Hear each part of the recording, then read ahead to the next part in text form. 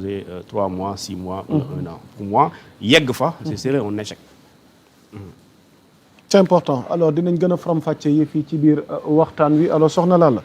da nga ñu defal le point ci mbiru borom ñaari tur yi li ci dolleeku comme xibaar laataa ñu ñëw ak docteur ak li jëm ci wàllu feebar bi nga xamante ni tamit VIH bi la du ñàkk am na explication yoo xamante ni nag war nañu ko ci amal soxna Lalla.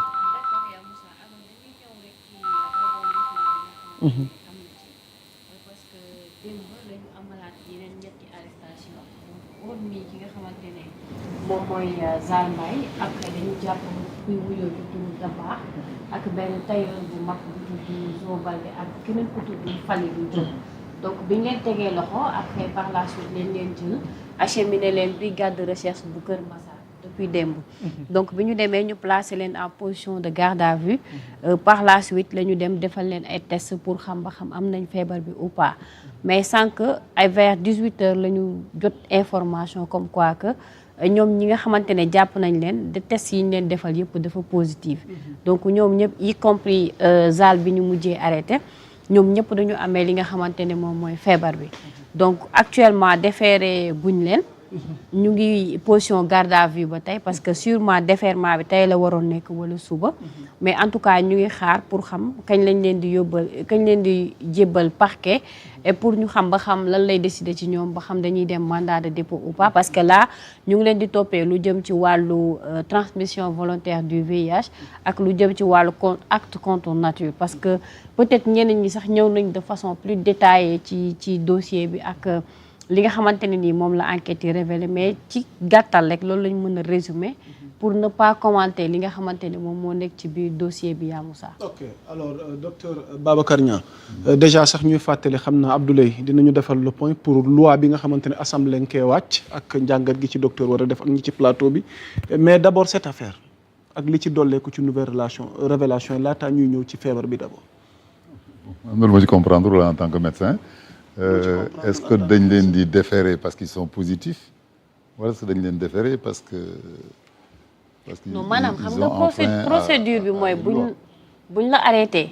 buñ la defee garde à vue faw nga dem ci procureur moom mooy xool ba xam daf lay mandat de dépôt ba xam instruction ngay def wala daf lay libérer loolu la ñu wax défèrement au parquet. ci ban faute. waaw loolu nag ban faute d'être positif. parce que dafa mel ni dañ leen yóbbu ñu positif ñu war leen déférer. Dans le discours qu'on entend là, c'est presque ça. mooy comme kenn nga dox ci mbedd bi rek léegi bu ñu waxoon ne dañ def lenn lu bon ñu positif en même temps wala kenn nee na sàkku nañu leen alors qu'ils sont positifs c'est là qu'on comprendrait que ñu mën leen a topp. bon des na nag la ñuy wax ne xaw ma contre nature. entre contre nature bi nag loolu doo fekk nit këram nga ne ko kaay ma dem tester la tu es positif tu as fait contre nature il faut qu'on ait des témoignages vrais. ou les temps yi dégg naa ay vidéo la ñu yor sax dañoo exploité seen téléphone yi. am na ñoo xam ne dañoo def nu mu tuddati dañoo def perquisition seen kër yi. fekk fa ay preuves que. voilà ils ont fait le guide. léegi nag loolu rek doyul pour déférer leen parce que loolu rek waroon na doy pour déférer leen.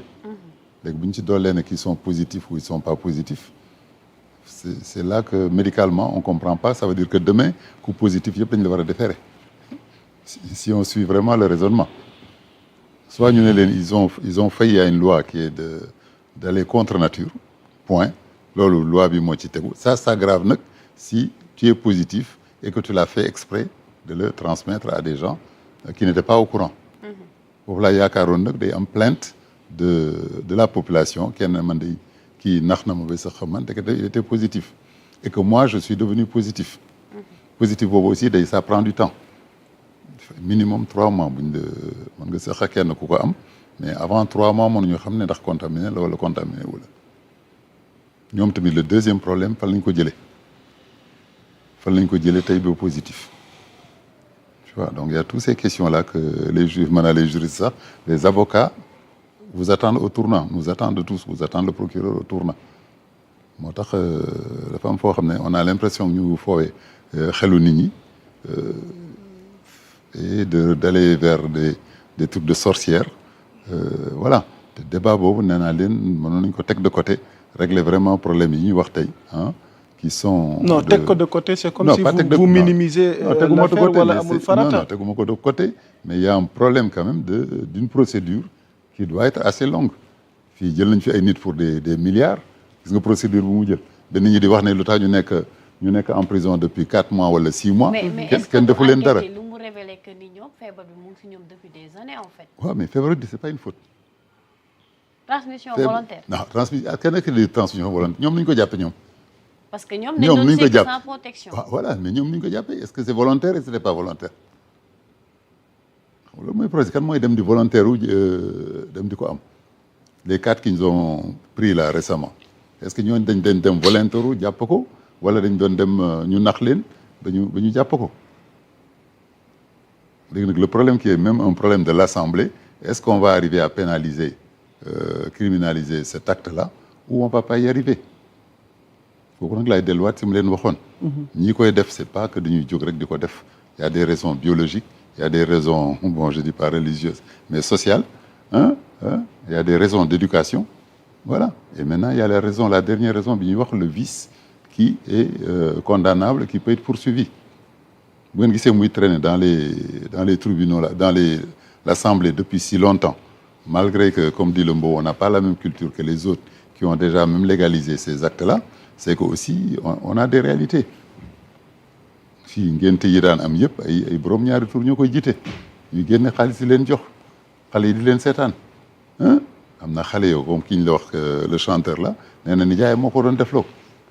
nijaay ku am autorité parentale ci yow bu lay defloo dara da ngay dem ba defe ne autorité parentale xam ngeen valeur loolu mooy autorité parentale. mais thèse boobu pratiquement ñoom ñëpp même thèse boobu la ñuy joxe. souvent mais justement donc elle sera où la faute alors. mais est-ce que réellement loolu. voilà est-ce que réellement voilà est-ce que non réellement aussi où est-ce que c'est la faute moo tax ma ngeen considérer il y a 3 éléments yoo xam ne ce sera pas des fautes benn moo ci des mooy le vice et comment le prouver c'est va être les films les vidéos les kii ñu xam est-ce qu'ils le faisaient par vice wala ils l'ont fait par autre léegi nañ ko jàppee ñoom tamit il faut ñu xalaat leen yërëm leen c'est pas une mince affaire de dire que je me promène avec le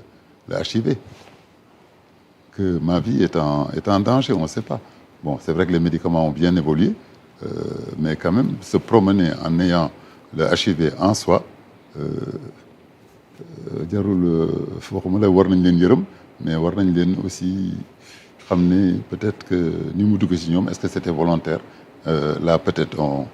on les poursuit mais bu fekkee daf leen dal te yëguñ ko il faut quand même ñu def ci carrément mi yërmande. mais docteur est-ce que doo ñu defal rappel tuuti ci HIV. d'accord parce que tey jii nii askan wi tey ñu ci bëri kumpa la ci ñoom. amma niñ leen ko expliquer dese nañ ko comprendre. là on nous explique que nekkatul tawat woo xamante ni nag war na mën a tax ñu stigmatiser ñi ko am. parce que tey médecine moderne wala xarala yi àgg na foo xamante ni tu peux vivre avec sans pour autant nga wàlle léegi da ñuy leeralal feebar bi. ak fa nu àgg ak moom tey ci évolution bi. ndax it voilà donc parce que tamit et moi askan bi fi mu ne ni ñu bëri mënuñu comprendre quoi parce que HIV bi tamit di law nii di partager yow nii comme ça y a de quoi avoir peur non. bien ou sûr bien absolument depuis. bon on a plus peur parce que depuis 1981 la vraiment l'affaire bi démarré. feebar bi 1981. ci lañ commencé en premier cas débat est-ce que ci ay golo la jógee est-ce que ci nit ñi ñuul la jógee on a été même stigmatisés nous-mêmes ba mu yàgg ñu gis ne que ci borom ñaari góor yi la gën a bari pourquoi parce que nee nañ leen la transmission on parle de sexuel mais c'est pas sexuel c'est sanguin dans la relation sexuelle il y a des transmissions de sang donc bu demee aussi ba gën a bari ci borom ñaari tur yi c'est que fi ñu koy defee foofu du foofu